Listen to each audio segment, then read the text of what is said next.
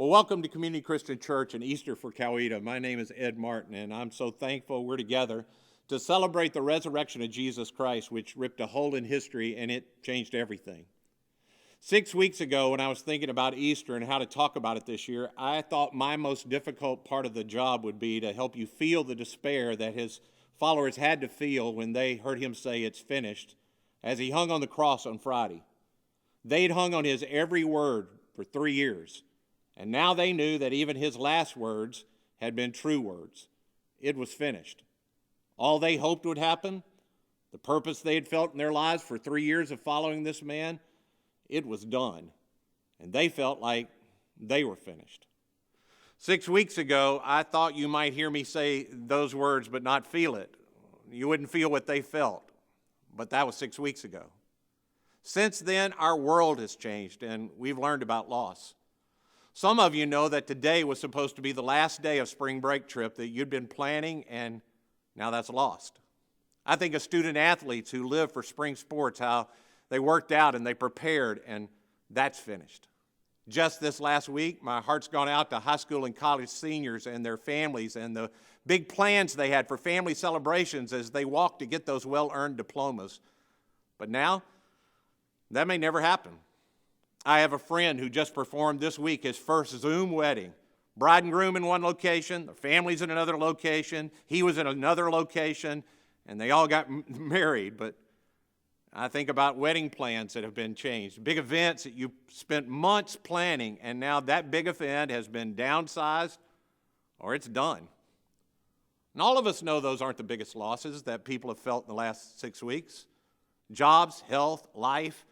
And sometimes when you have one of these lesser losses, you feel bad about even mentioning your loss. But we all know what may seem small to others still brings a feeling of loss to you. And if you linger on it for a minute, you can feel what you had hoped, it's gone. And there you are, right where the followers of Jesus were. All their hope for the future of their country, their hope for their future was gone, and they thought that maybe their lives would soon be over. But even though their hopes were crushed, we're told that a group of female followers, none of Jesus' guys were there, it had wrecked them too much. But the women, they went to the tomb as one final act of love and respect. And if you're with us and you aren't a religious person, or you're not a church person, or you used to be, and you're just here today, I get how hard this resurrection thing is to grasp, but before I read it to you, I want you to get that it wasn't what they were expecting either. You know, more than you, even in the midst of this crisis, more than most of us will ever see, they'd seen people dying. Infant mortality rate in their world was high and life expectancy was short. They knew what a person looked like when they died, and they saw him die. But here's what one of the eyewitnesses wrote about the event. Early on Sunday morning, as the new day was dawning, Mary Magdalene and the other Mary went outside to visit the tomb. Suddenly there was a great earthquake, for an angel of the Lord came down from heaven, rolled aside the stone, and sat on it. His face shone like lightning, and his clothing was as white as snow. The guards shook with fear when they saw him, and they fell into a dead faint. Then the angel of the Lord spoke to the women. "Don't be afraid," he said. "I know you're looking for Jesus who was crucified. He isn't here. He's risen from the dead, just as he said would happen. Come and see where the body is lying."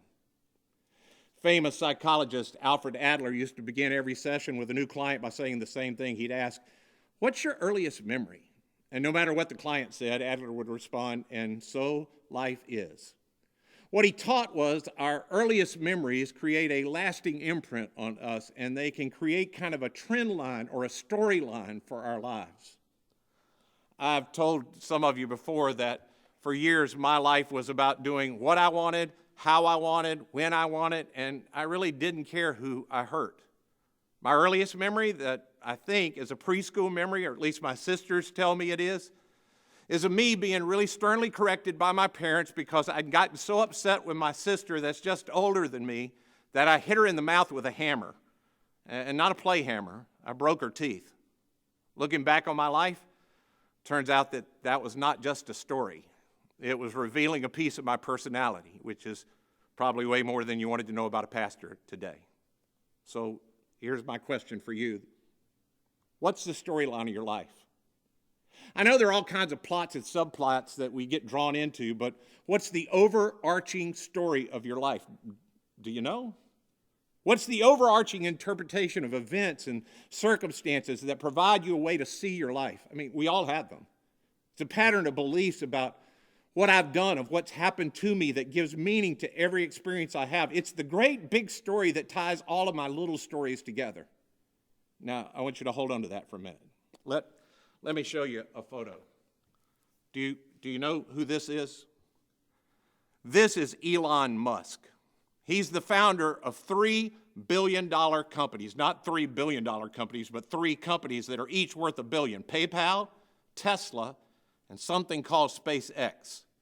If you ever go to the headquarters of SpaceX, you'll find 2 giant posters of the planet Mars. One's Mars as it currently is. It's a cold, barren, uninhabited planet. The other poster looks like this. This is Mars as Elon Musk envisions. A habitable planet that's been colonized by humans. This is Elon Musk's stated purpose in life, to colonize Mars. Now, I bet I'm not too far off in saying that for most of us, you aren't quite dreaming that big. 6 weeks ago, most of us were just trying to make money and raise some kids to be somewhat civilized human beings that might wind up having Easter dinner with us one day that we can enjoy. Today, for some of us, our biggest dream is just getting to go out to eat like it's normal again. And maybe if you're in high school, it's just to have the freedom to be away from your parents, to be with your friends again and not online. And if we could accomplish that, we'd feel pretty good about ourselves. I mean, who dreams of colonizing a planet? And what story inspired that kind of dream? Author Mark Batterson shares this interesting theory on that based on Musk's biography. In 1950, Elon Musk's grandparents decided they'd move from Canada to South Africa. They'd never been to South Africa before. His grandfather disassembled a 1948 Valencia Cruise airplane, put it in a crate, and shipped it to South Africa. When he and it arrived, he reassembled the whole plane, and in 1954, Elon Musk's grandparents flew 30,000 miles to Australia and back. Now, let me just put that into perspective for you. This is only 27 years after Charles Lindbergh made that historic flight across the Atlantic, and their flight was almost 10 times longer than his. They are still believed to be the only private pilots to have ever done that flight in a single-engine airplane. So let's just connect the dots here. It's probably safe to say Elon Musk's dream of colonizing a planet wasn't conceived in a vacuum. Don't you imagine that young Elon heard the stories of his grandparents' adventure over and over and over, the way that grandparents tell stories? Who dreams of shooting a rocket into space and colonizing another planet? Maybe somebody whose grandparents decided to pick up, move their family halfway around the world to another continent that they'd never been to before, and then fly a single-engine airplane 30,000 miles. That's who does that. Elon's father once said of Elon's grandparents, "We were left with the impression we were capable of anything."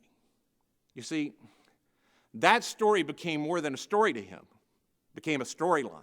Or to say it another way, it became the lens through which he interpreted all the events, all the circumstances of his life. It provided a structure for the beliefs that gave his life meaning.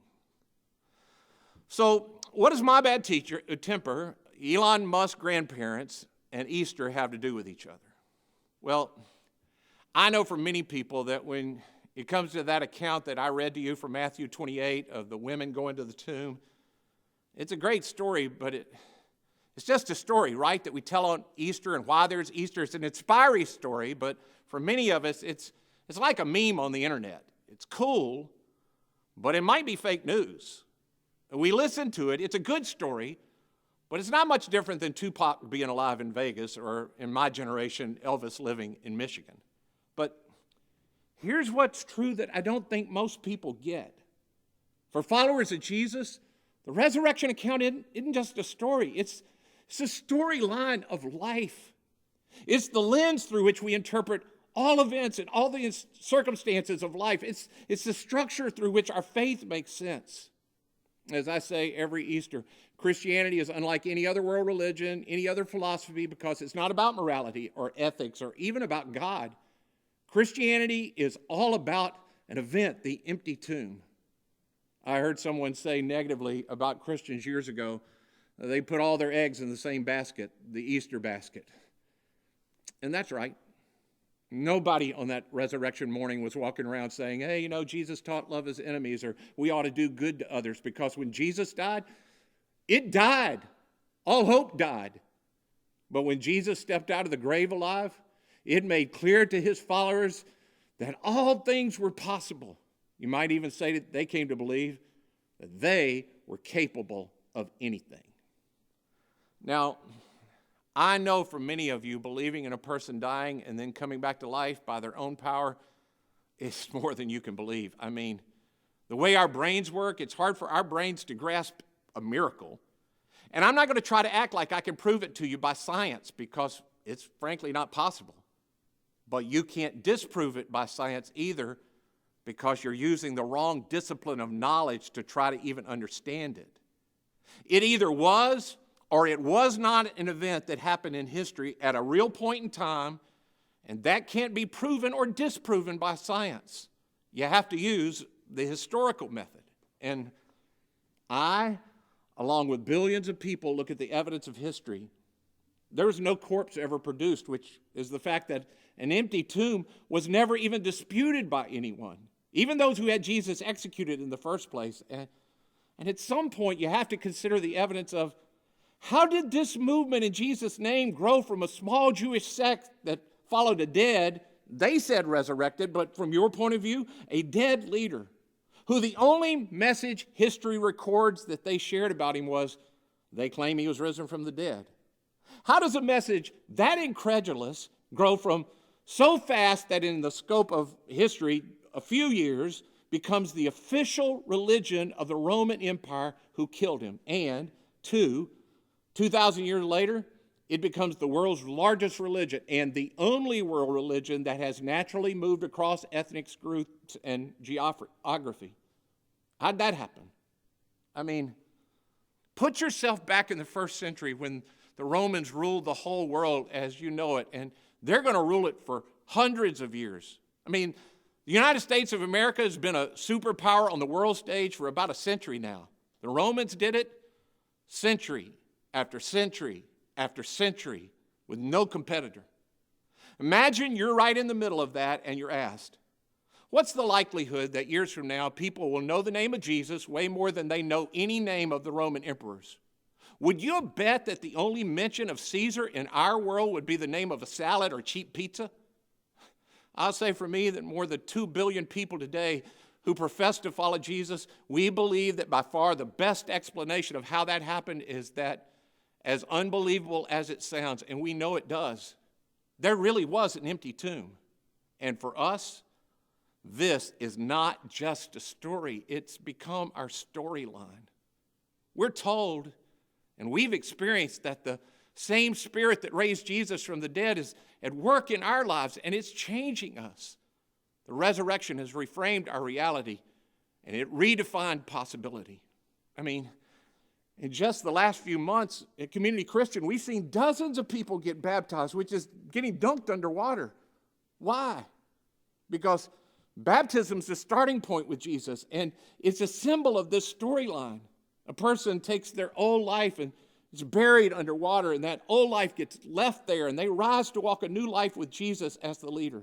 See, every time we're saying the story of Jesus' resurrection, it's not just a story. It's my personal storyline, and it changes everything. This idea that a change of thought can bring from a new story, can change everything, well, that's nothing new. Decades ago, Richmond Mayo Smith said, the underlying cause of our difficulties may be that we're living the wrong story. He said, how you think, how you feel, how you behave, it's all a function of the stories that we tell ourselves. So he said, you want to change somebody's behavior? Don't try to change their behavior. You have to change their story. Some therapists call this cognitive reappraisal, which is just a high-priced word That simply means you got to tell yourself a different story. One of my hobbies is history. I particularly love the history of the world during and around World War II. A classic example of this, of what I'm talking about, happened near the end of the war in Europe at the Battle of the Bulge. Adolf Hitler's forces from Germany, they're mounting one last counterattack against the American forces surrounded in Bastogne, Belgium. And with all their supply lines cut off, the German commander, he demands immediate surrender. But General Anthony McAuliffe gathered his troops together, the 141st Airborne, and he said, "Men, we're surrounded by the enemy, which gives us the greatest opportunity ever presented to any army. We can attack in any direction." His troops fought, and when his response was relayed to the other Allied troops in the area, it turned the whole tide of the battle, and eventually it was the beginning of the end of the war. That didn't happen because they got better supply lines and they were reestablished, or more ammunition was required. It was a work of cognitive reappraisal. Instead of telling themselves, "Hey, we're surrounded, we have to surrender," they told themselves a different story. "We're surrounded. Here's our chance." This cognitive reappraisal is a function of focus, and your focus will determine and begin to shape your reality. That's why a follower of Jesus named Paul writes to a church that he started in the ancient city of Philippi, and he writes these words. He's in prison under the threat of execution, and he's instructing his followers how to pray and not to worry. So he says, "Fix your thoughts on what is true and honorable and right and pure and lovely and admirable. Think about things that are excellent and worthy of praise." It's so easy to get focused on the wrong things, isn't it? I mean, especially when life comes crashing in like it has on us, and you lose hope, and despair begins to do its work in you. Cognitive reappraisal is a function of focus, but it's more than that. It's about the stories we tell ourselves. You just have to make sure you're telling yourself a right, true story. Now, just so I'm clear, I am not talking about the power of positive thinking. I'm not talking about some Jedi mind trick. I'm talking about what the original followers of Jesus called fixing your mind on him. See, they knew that Jesus had done what no one else had done. He'd conquered death and the grave, and he had promised them that the same power that did that work, it would be at work in them, and that he'd be with them. Even when they couldn't see him, he would be there for them. So they went everywhere telling that true story, and it changed the way they saw everything. When their families turned against them, they saw it as evidence that God was at work and he'd bring about something good. When the government told them to stop, they didn't intentionally thumb their noses at the government and try to overtake the government. They quietly did what Jesus said to do. They loved their enemies. They did good to those who mistreated them, even as they were dying. So one writer of that era said about those who had given their life and how they'd done it in faith. And his encouragement to those of us who are alive today is this: therefore, since we are surrounded by such a huge crowd of witnesses to the life of faith, let us strip off every weight that slows us down, especially the sin that so easily trips us up. And let us run with endurance the race that God has set before us. We do this by keeping our eyes on Jesus, the champion who initiates and perfects our faith. Because of the joy awaiting him, he endured the cross, disregarding its shame. And now he's seated in the place of honor beside God's throne. Think of all the hostility he endured from sinful people. And then you won't become weary and give up. Maybe what you need today is you need to tell yourself a better story about life. You need to take the true story that started at the cross and was completed at the empty tomb, and in those two, you see the truth that God loves you and he gave himself for you, and he has the power that he's made available to you through the resurrection of Jesus Christ from the dead to change everything. But knowing that, even believing that's true, it's not enough. It can't just be a true story for you. See, I know that Kim Jong-un's the ruler of North Korea. I believe it with my whole heart. It's true. It has no impact on my life. It's just a true story. For many of you, That's the story of Easter. True, but no impact. It's just something you know. This has to move from a story to a storyline. It's what Christianity is called confessing Jesus as Lord.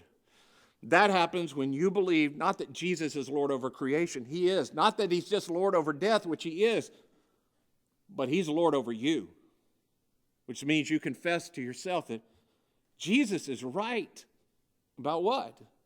He's right about everything. And because he's right, he has the right to rule over my life and my will. And I do what he says. And here's what he says about me and you. You're a child of God.